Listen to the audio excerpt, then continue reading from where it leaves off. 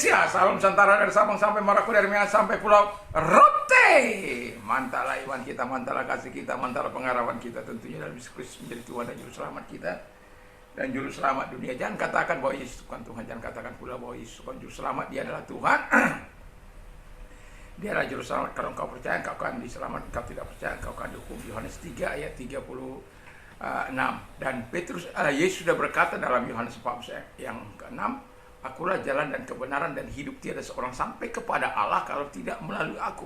Dan Petrus mengatakan dalam Kisah 4 ayat 12, dan keselamatan tidak ada dalam siapapun juga selain dalam Dia Yesus Kristus, karena di bawah kolong langit ini tidak ada nama lain yang diberikan kepada manusia yang olehnya kita diselamatkan. Mantap.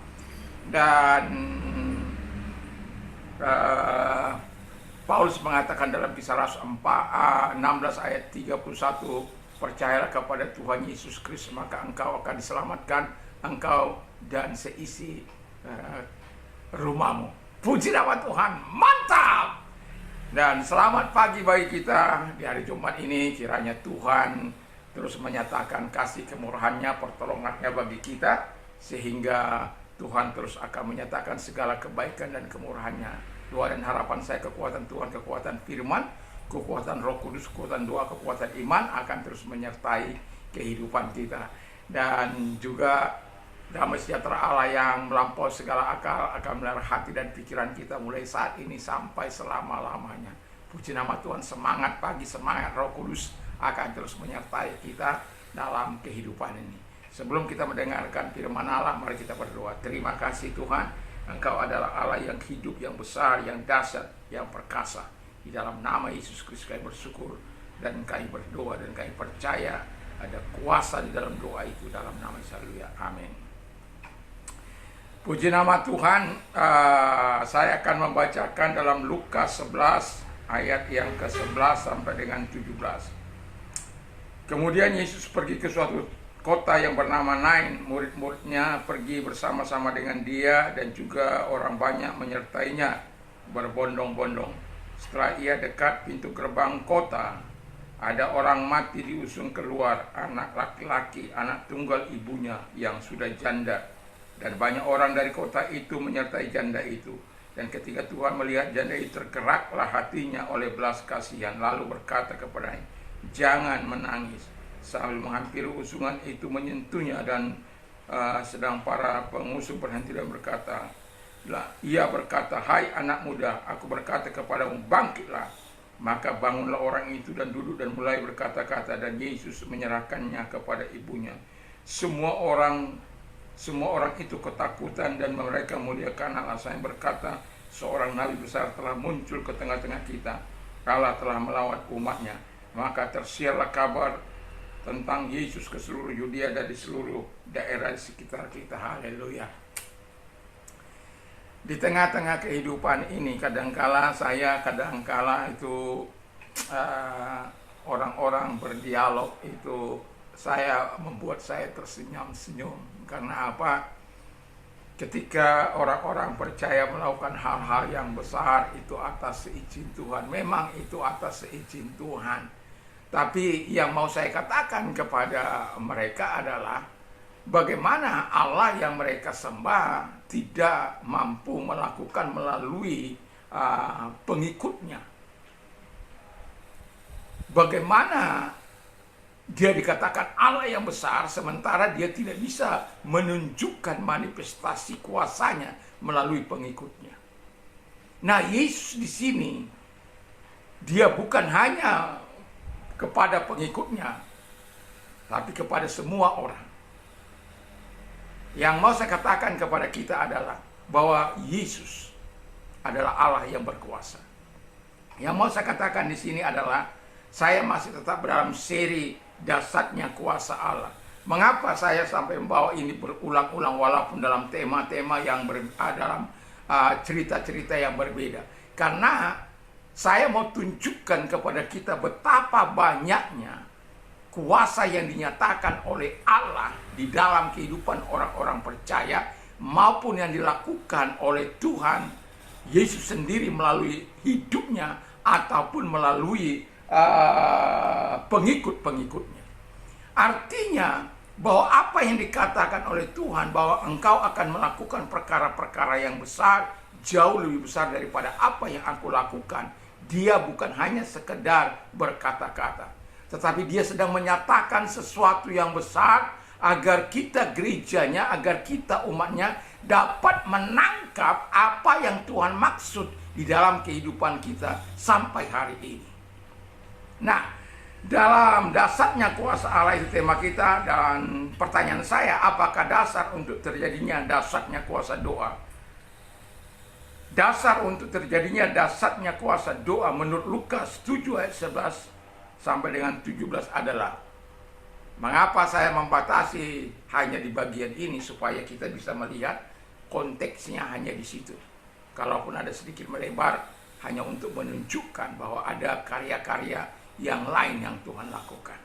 Nah, yang pertama dikatakan, dasar yang pertama, kita harus memiliki belas kasihan. Dalam kehidupan kita sebagai orang yang percaya, untuk bisa menunjukkan kebolehan Allah, untuk menunjukkan kuasa Allah, untuk menunjukkan kesaktian Allah di tengah-tengah dunia ini, belas kasihan Allah harus memenuhi setiap hati kita. Dan Yesus menunjukkan, memperagakan bagaimana menunjukkan belas kasihannya dengan melihat seorang wanita janda di Nain ini yang sudah tua, lalu kemudian anak satu-satunya pengharapannya yang diharapkan akan menopang dia, akan menolong dia, akan memelihara dia di masa tuanya, di masa suntuk umurnya. Tetapi justru anaknya lebih dahulu mendahului dia. Itu membuat kehancuran hati yang tidak terkatakan di hati ibu ini. Dan itulah sebabnya Yesus sangat tergerak oleh belas kasihan dan mengatakan dan ingin menyatakan sesuatu kepada ibu ini. Dan itu sebabnya dia berkata selanjutnya, yang kedua, dasar yang kedua, kita harus suka menolong atau peduli terhadap sesama. Yesus menunjukkan kepeduliannya kepada ibu janda ini. Jangan menangis. Dia ingin menunjukkan, aku ada di sampingmu, aku ada untuk menolong engkau. Aku care terhadapmu, aku peduli terhadap engkau. Aku mengasihi engkau, aku mencintai engkau, dan aku mencintai anakmu. Jangan lagi menangis. Tidakkah kita lihat bagaimana pertolongan-pertolongan orang-orang yang dilakukan, orang-orang besar menolong orang-orang kecil. Ada sukacita yang besar, ada sukacita yang begitu luar biasa. Gubernur kami, Gubernur NTB, ketika ada acara, ada kue-kue di depannya, lalu dikumpulkannya, lalu diserahkan kepada anak-anak yang ada mengikuti acara itu. Itu sesuatu yang luar biasa. Dia himpunkan apa yang ada di depannya lalu dibagikan. Itu sesuatu yang sangat luar biasa, yang hebat, ya. Dan semakin banyaklah pemimpin-pemimpin yang care terhadap orang-orang, tidak hanya mementingkan dirinya sendiri. Peduli itu penting, ya. Sebagaimana Gubernur Jawa Barat care terhadap rakyatnya, Maluku Utara, Ibu Serli care terhadap masyarakatnya, Papua Tengah care terhadap masyarakatnya, menyekolahkan anak-anak Papua pedalaman, sekolah berangkat ke Jakarta dengan biaya dari APBD dan lain sebagainya. Disinilah kepedulian itu. Dan Yesus menunjukkan kepeduliannya kepada orang yang putus asa ini, yang tidak tahu lagi apa akan menjadi pegangan hidupnya di masa yang akan datang. Tapi Yesus tidak membiarkan itu terjadi, karena dia peduli terhadap orang ini. Lalu kita lihat bagaimana kemudian Yesus berdoa untuk pemuda di Nain yang masih muda ini, yang telah meninggal, yang telah dibawa dalam kerandanya, dan berkata, bangkit! Dan bangkitlah orang ini. dan ngomong. Kira-kira ngomongnya terima kasih Tuhan Yesus. Aku hidup lagi, aku bisa menjadi berkat bagi orang tuaku, aku bisa menjadi penolong, aku bisa diandalkan, aku bisa ini, aku bisa itu. Oh mama, aku hidup. Terima kasih Yesus, terima kasih.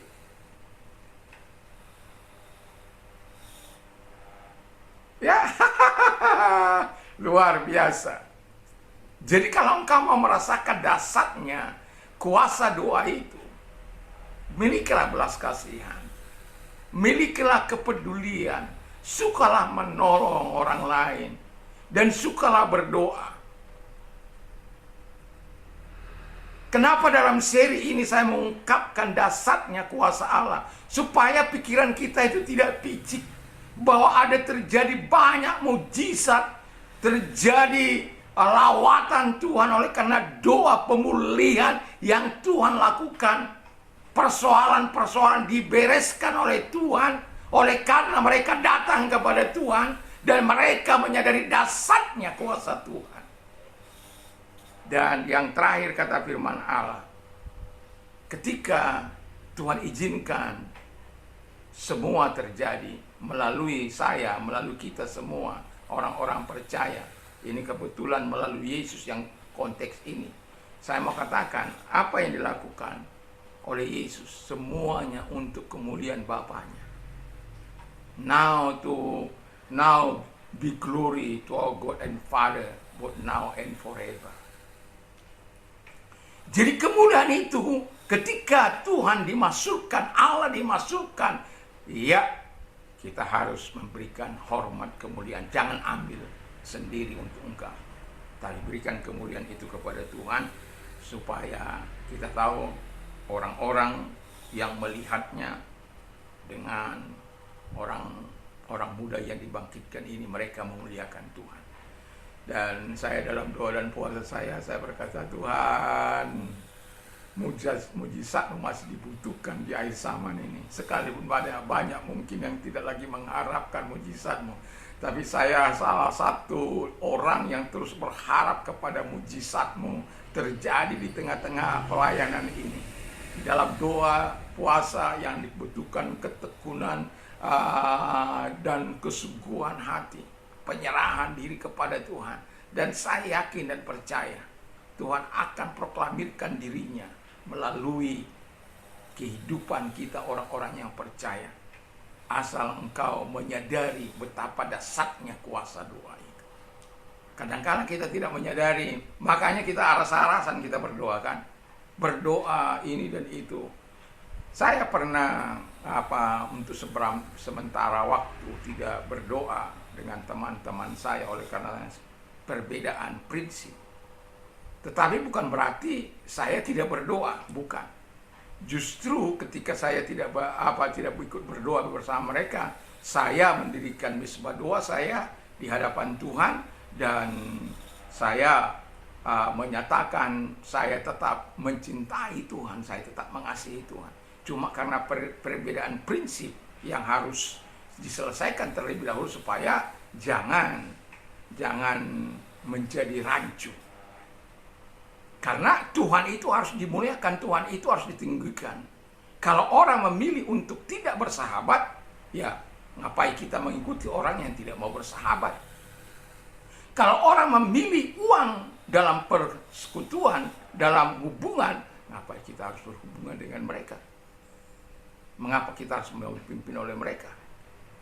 Dan itu sebabnya saya mengambil keputusan untuk sementara waktu saya tidak berdoa. Setelah beberapa minggu, kemudian terjadi perubahan, kemudian saya kembali berdoa. Tetapi yang saya bersyukurnya adalah sejak saat itu, setiap kali jam 9 atau jam 10 sampai jam 12, saya senantiasa berdoa kepada Tuhan. Sesuatu yang sangat indah yang saya rasakan, bahwa Tuhan itu mau menolong kita. Karena saya menyadari dasarnya kuasa doa. Dan saya percaya ketika engkau menyadari dasarnya kuasa doa, hiduplah berbagai cara yang dilakukan oleh para murid. Dari yang keempat ini, sampai 5, nanti sampai ke berapa saya tidak tahu. Tetapi yang mau saya katakan kepada kita, dasarnya kuasa doa itu bukan hanya dimiliki orang lain, tapi engkau bisa memilikinya, bisa mengalaminya. Dan saya sudah mengalami sejak 1 Maret 1987 sampai hari ini. Tuhan memberkati saya. Sakit iya, tapi penumpangan tangan juga iya, dan Tuhan melakukan. Ketika saya dalam doa puasa saya mengalami sakit perut yang sangat menghisap begitu. Saya bilang, Tuhan, saya tidak ingin ini terus berlanjut. Tuhan sembuhkan. Dan Tuhan melakukan secara nyata, mujizat itu terjadi dan tiba-tiba hilang itu. Kenapa? Kita datang kepada Tuhan yang ketika kita menyampaikan isi hati kita kepada Tuhan, Tuhan tahu. Bukan Allah tidak tahu, Tuhan tahu. Dan itu sebabnya saya mengatakan kepada kita, sadari dasarnya kuasa doa dalam hidupmu. Dan saya ingin membagikan ini kepada setiap pendengar saya yang setia. Dan saya berharap engkau mau mengimani dan hidup, menyediakan waktu Anda untuk bertekun berdoa, dan kau akan melihat Allah berkarya dalam hidup. Terima kasih, Tuhan Yesus memberkati. Terima kasih Tuhan, dasarnya kuasa-Mu, Engkau telah menunjukkan bagaimana supaya dasarnya kuasa Allah itu bisa terjadi, yaitu dengan kami memiliki belas kasihan Tuhan, dan juga care, peduli, suka menolong, dan mau berdoa dengan tekun. Dan setelah Tuhan menyatakan kemuliaan bukan untuk kami, tapi untuk kebesaran nama Tuhan. Terima kasih Tuhan. Dan kalau engkau sedang sakit apapun yang kau derita, percaya Tuhan mampu melawati engkau. Arahkan tanganmu, dalam nama segala sakit penyakitnya mereka derita, aku perintah keluar, dan oleh Yesus engkau sembuh. Dan kami juga berdoa kepada mereka Tuhan, ia mengalami masa-masa sulit dalam kehidupan mereka, di dalam nama Tuhan Yesus Kristus. Karena engkau berkata, marilah kepadaku hai kamu yang letih lesu dan berat, aku akan memberikan kelegaan bagimu. Mau engkau lega, datang kepada Tuhan. Persoalanmu akan diubah menjadi berkat yang abadi dari Tuhan. Arahkan tanganmu kepada Tuhan, lihat tangan-tangan yang diarahkan kepadamu. Kami percaya engkau akan melegakan mereka, karena engkau sendiri yang berjanji. Dan itulah sebabnya dalam nama Yesus Tuhan menolong mereka, memberkati mereka, menyatakan kuasa-Mu bagi mereka, sehingga kebaikan, pertolongan yang dari Tuhan datang kepada mereka, kuasa-Mu mereka rasakan. Terima kasih, kami bersyukur dalam nama Yesus. Haleluya. Amin. Kalau Anda ingin berdonasi, ada nomor-nomor di bawah ini. Kiranya Tuhan Yesus memberkati. Mantap, mantap, mantap. Selamat berada.